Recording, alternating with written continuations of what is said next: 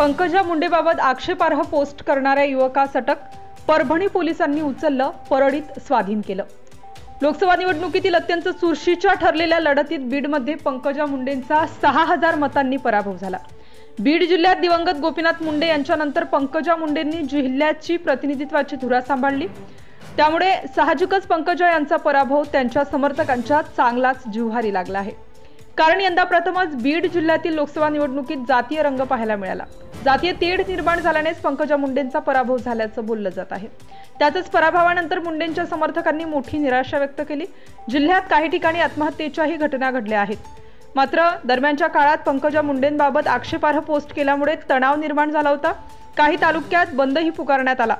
आता परभणी पोलिसांनी पंकजा मुंडेंविरुद्ध आक्षेपार्ह पोस्ट करणाऱ्या युवकाला अटक केली आहे. क्राईम वार्ता न्यूज.